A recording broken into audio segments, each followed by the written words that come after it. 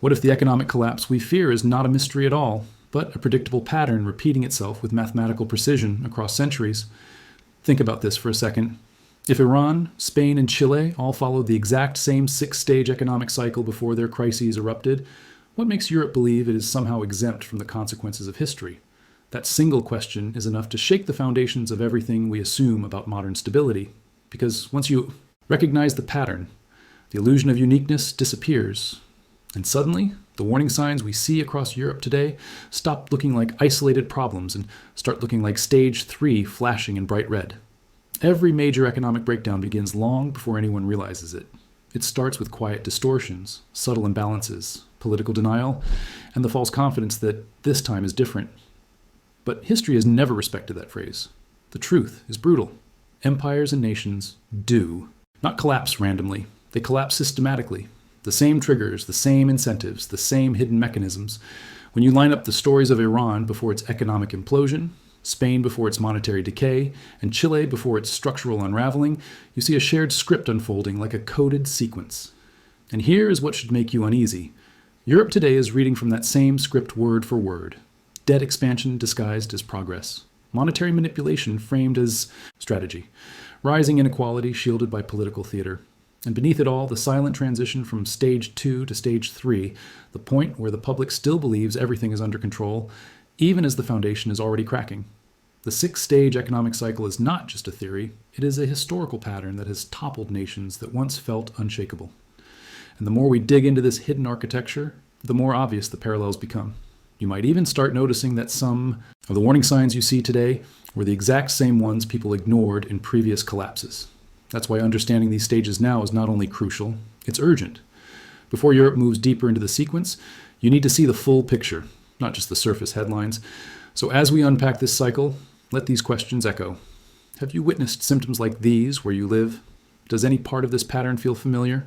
If so, you're already sensing what the numbers and historical data are about to reveal. Before we continue, tell me your thoughts in the comments. Have you ever felt that your country is moving through a hidden economic pattern without anyone acknowledging it? Your perspective matters more than you think. And while you're here, make sure to like the video and check if you're already subscribed, because understanding this content is essential to keeping ahead of what's coming next. Now, stay with me, because what unfolds from here may shift the way you see global stability entirely. And when you begin looking at economic history through the lens of repeated patterns instead of isolated events, something unsettling becomes clear. Nations do not fall because of unexpected shocks. They fall because they walk, step by step, through the same predictable sequence. The six-stage economic cycle is the blueprint behind these collapses, the underlying rhythm that Iran, Spain, Chile, and now Europe have followed almost unconsciously. And the most striking part of this cycle is how invisible it appears to the people living inside it. Everything feels normal, even stable, right until the pressure reaches a point where the shift becomes impossible to ignore. The first stages are always deceptively calm. They begin with expansion that appears healthy on the surface. Growth, optimism, political promises, and a sense of national momentum. But beneath that optimism, distortions begin forming. Debt expands faster than productivity. Governments intervene subtly, manipulating currency values, adjusting interest rates, or expanding fiscal promises to maintain the illusion of stability. These early moves rarely trigger alarm because they feel like progress. They create comfort, and comfort is the most dangerous narrative any nation can believe. As the cycle progresses into stage 2, the warning signs start to appear, but they blend into everyday life so seamlessly that society rationalizes them. Inflation that is temporary, debt that is manageable, declining productivity that is brushed off as a transitional phase. Political leaders insist that economic challenges are under control, and the public wants to believe it. Economic cycles exploit human psychology long before they exploit financial structures. People cling to familiarity, even if familiarity is the very thing leading them toward instability. By the time a nation reaches stage 3, the point where Europe now stands, the structural issues are no longer invisible, but they are still widely denied. Institutions become reactive instead of strategic. Growth slows even as spending accelerates. Social tensions deepen as the gap between economic narratives and lived reality grows. And this is where the cycle tightens. Because from this stage forward, every decision made to maintain stability tends to accelerate the decline instead. Governments inject liquidity to prevent contraction. Central banks intervene to preserve confidence. The public senses uncertainty, but lacks clarity. It is the tipping point, still reversible in theory, but historically, almost no nation has turned back from it. Once you grasp how these early stages unfold, the events that follow no longer seem chaotic. They seem inevitable, guided by the same sequence that has defined collapse after collapse across centuries.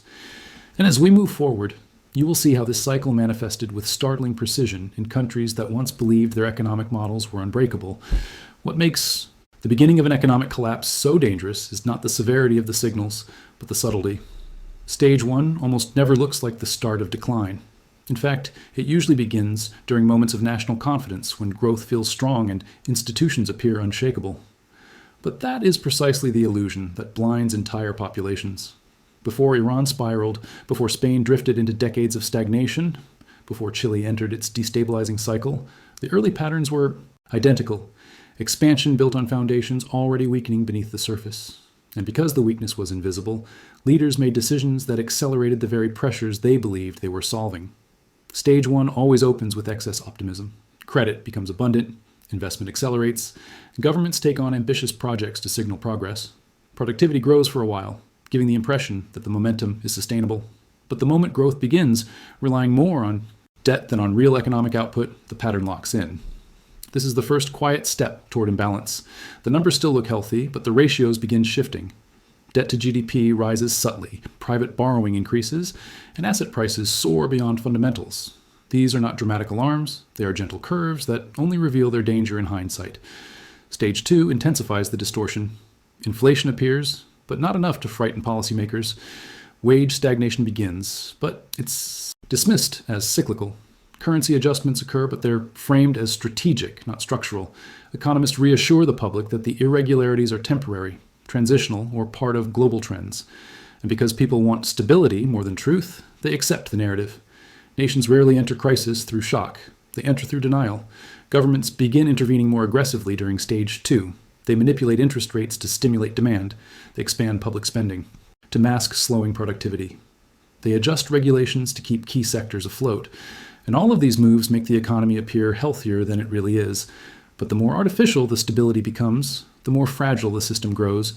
This is the turning point where the numbers look controlled, but the underlying dynamics shift into imbalance. You can see this exact pattern if you examine the years just before Iran's currency collapse, or Spain's prolonged stagnation after its fiscal surge, or Chile's slow drift into structural imbalance. In each case, the early warnings were there, but they were faint. Economies entering stage 2 often feel as though they are stabilizing, when in reality they are drifting into dependency, on cheap credit, on manipulated currency policy, on political reassurance rather than economic fundamentals. By the time a nation slides fully into stage 3, the pattern becomes clearer, but the damage is already embedded. The pressures built in stage 1 and stage 2 don't disappear.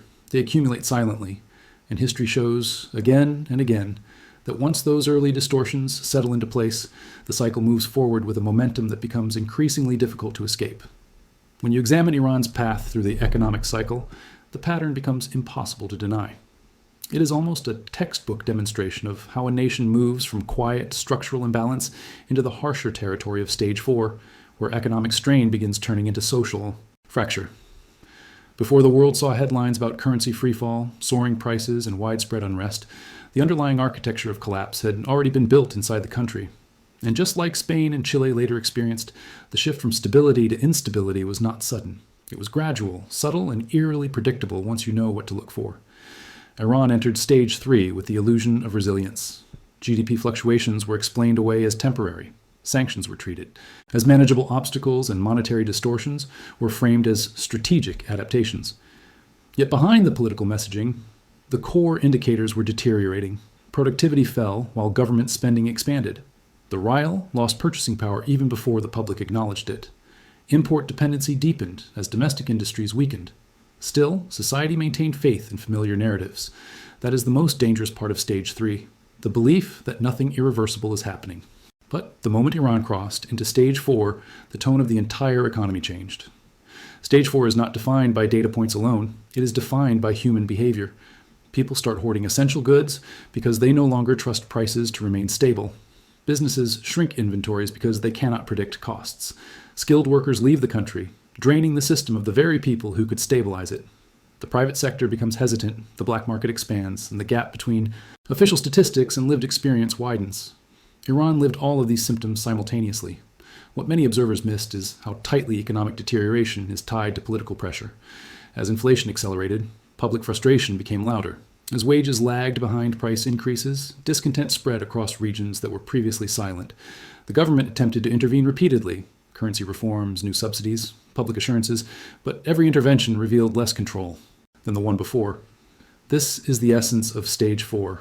Control becomes reactive, not proactive. Instead of shaping the economy, leaders spend their time containing its fallout.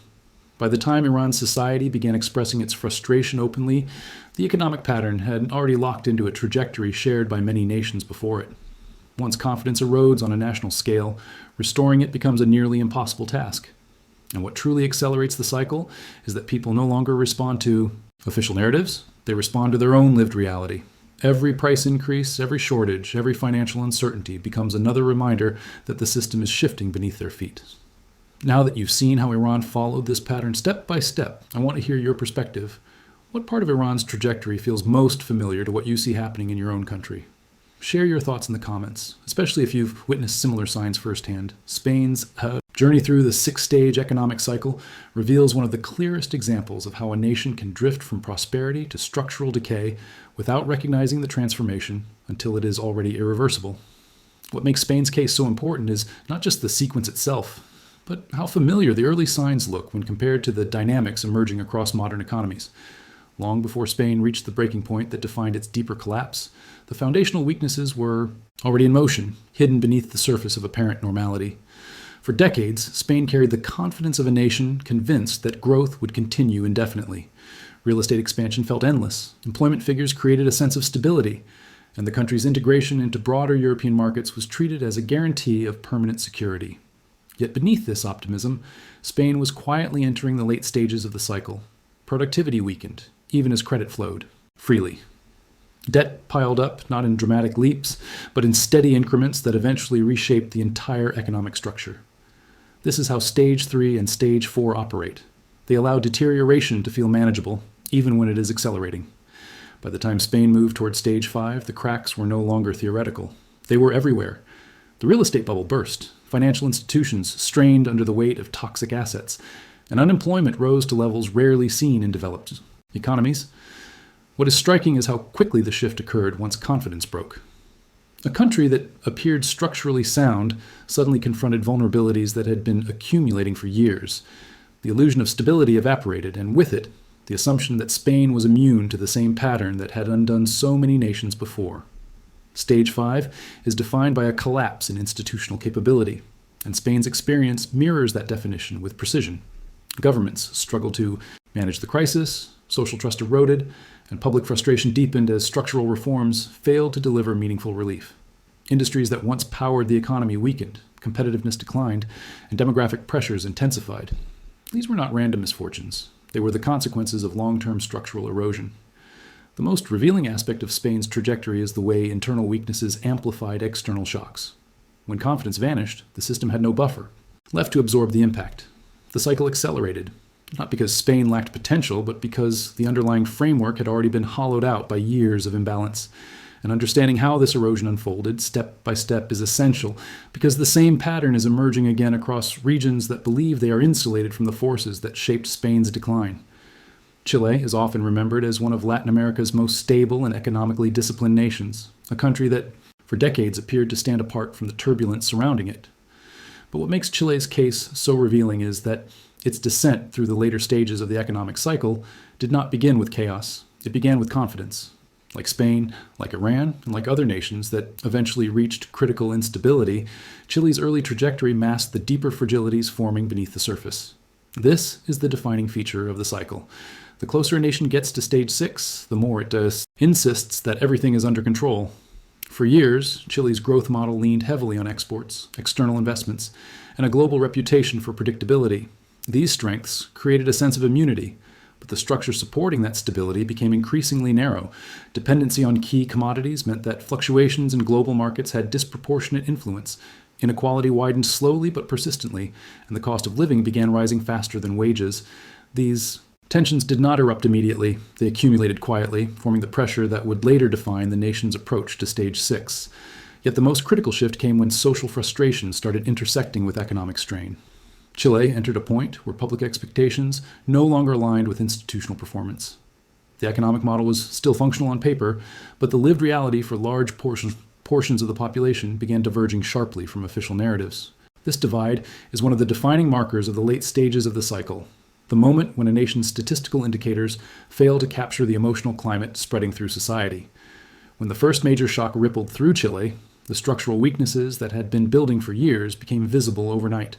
Price sensitivity intensified, trust eroded, and public demonstrations escalated far beyond what policymakers expected.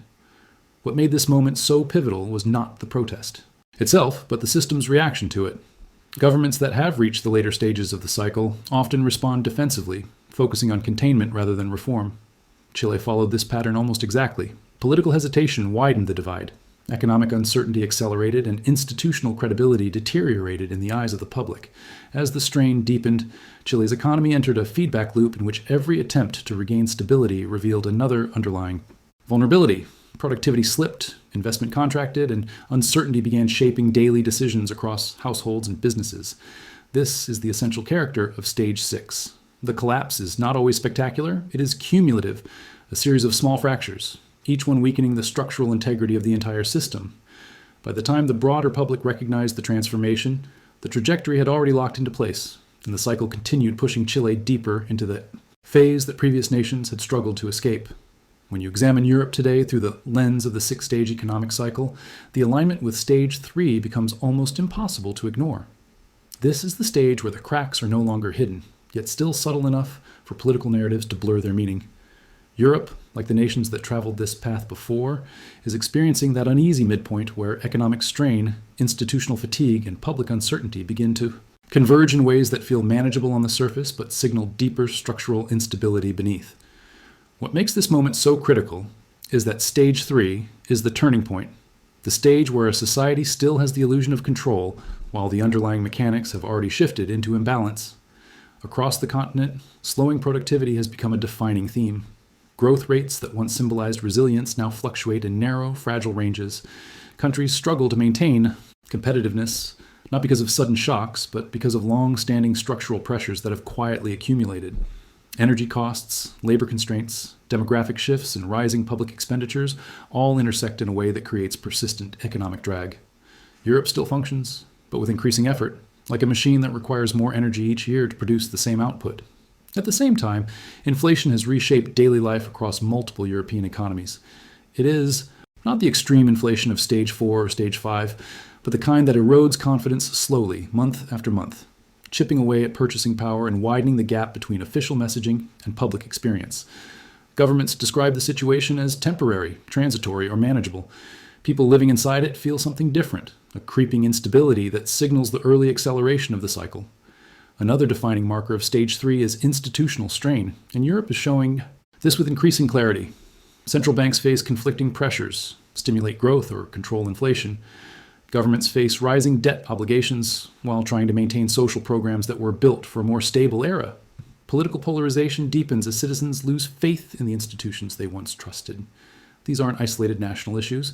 They are systemic signals appearing simultaneously across multiple countries, pointing to a regional shift that mirrors the same trajectory seen in Iran before currency pressures intensified, in Spain before structural decline accelerated, and in Chile before the social fabric began to unravel. Europe's transition into Stage 3 doesn't mean collapse is imminent, but history shows that once a region reaches this stage, the cycle tends to tighten. The pressures become more interconnected, and every decision carries greater weight. The system is still functioning, but it is more fragile than it appears, shaped by trends that echo the same pattern observed across nations that believed they had more time than they actually did. Now I want to hear your perspective. Which signs of Stage 3 do you see most clearly where you live, and how do they compare to the patterns you've noticed in other countries? Share your thoughts in the comments. What most people never notice about the six-stage economic cycle is that nations rarely move through it at a steady pace. The transition from one stage to another is not driven only by visible events, recessions, political shifts, or market downturns, but by hidden accelerators that accumulate quietly until they no longer can be ignored. These accelerators are subtle forces embedded deep inside the structure of an economy, shaping its trajectory long before its leadership or population realizes the momentum has changed. And the unsettling part is that once these forces align, they can push a country forward in the cycle faster than anyone expects. One of the most powerful accelerators is demographic imbalance. When a nation's working age population shrinks while its dependent population grows, the strain on the system intensifies. Europe, Japan, and even parts of Latin America are already facing this pressure. Fewer workers means slower productivity, higher social costs, and increasing fiscal burdens, all of which magnify the vulnerabilities already present in Stage 3. It's not a crisis on its own, but it amplifies every other weakness in the system. Another key accelerator is the erosion of institutional trust. Economic models rely heavily on confidence. People spend when they trust the system. Businesses invest when they believe the rules are stable. Banks lend when they expect repayment. But once trust begins to erode, even slightly, the cycle speeds up. The decisions that keep an economy functioning smoothly become tentative. Households start saving more and spending less. Investors delay commitments. Companies become cautious. This subtle shift in behavior can transform manageable slowdowns into entrenched stagnation, pushing a nation deeper into the cycle without a single dramatic event. Energy vulnerability also acts as a hidden catalyst.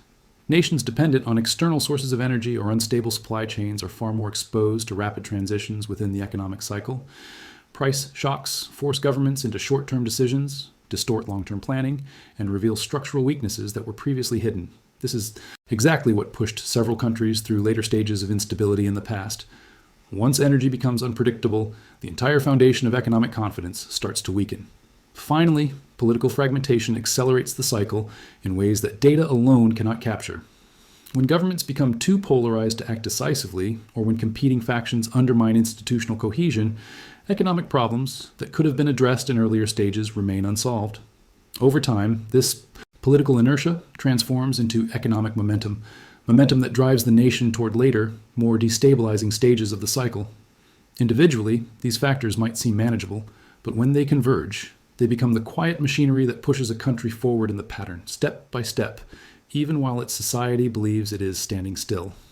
One of the most revealing aspects of the six-stage economic cycle is how effectively governments, institutions, and financial systems can conceal the true condition of an economy while it quietly moves toward the later stages.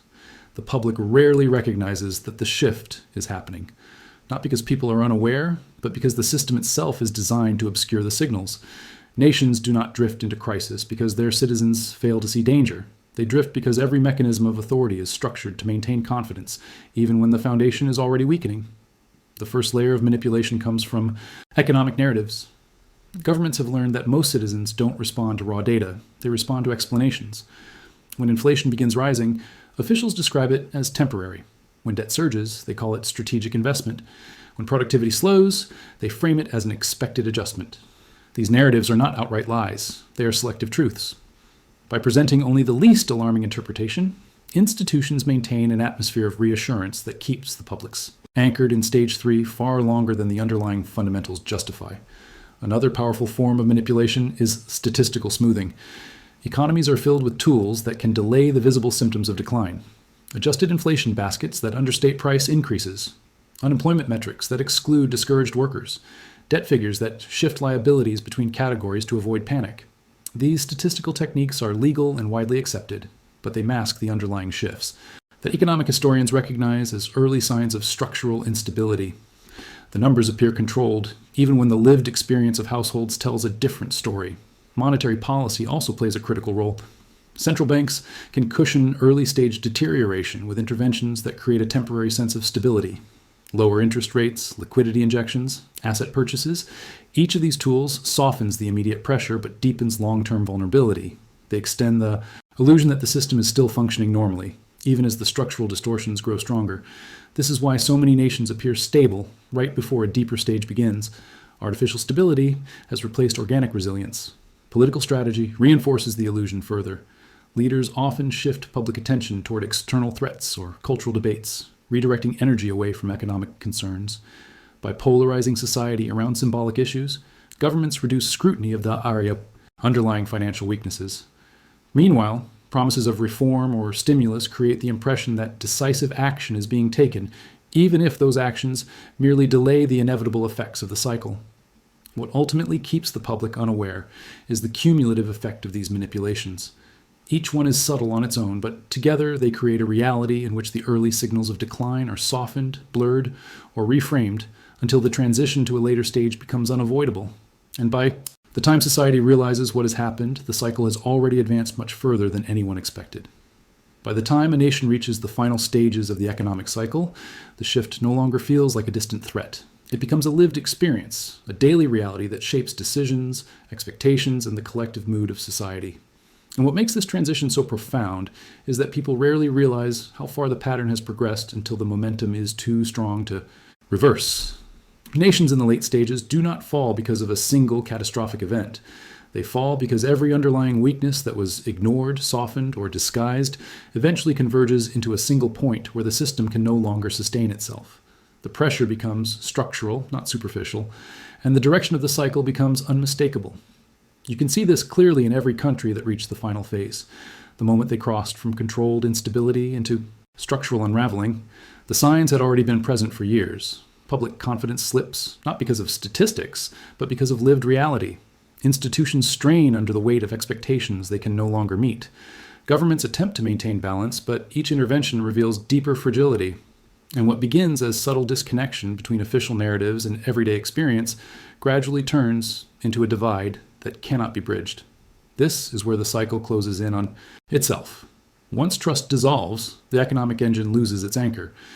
The most important insight here is that collapse is never just economic. It is psychological, social, and political. When people no longer believe in the system stops functioning as designed. Spending patterns shift, investment decisions stall, and social cohesion weakens.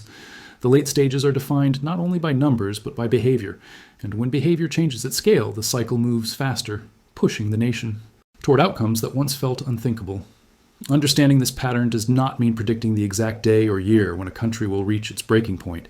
It means recognizing the forces that shape the trajectory long before the final stage becomes visible. It means noticing the tension between perception and reality, between what a country claims to be and what its people are quietly experiencing. And once you see this divide, it becomes difficult to unsee it. If you reach this point of the video, let me know in the comments by writing something simple like, "I'm with you until the end." It helps me understand who is fully absorbing the message and who is following the complete journey. And if this breakdown helped you see the global pattern with more clarity, consider subscribing to the channel so you can stay ahead of what comes next. Your support tells me that this kind of deep analytical content matters to you. A like on the video also helps carry these insights to more people who may already be sensing that something is shifting around them. And if you want to continue exploring the hidden mechanisms that shape global crises, there's another video right here that connects directly with everything we just uncovered. Click on it and keep going. The more you understand the cycle, the better prepared you are to see what most people overlook.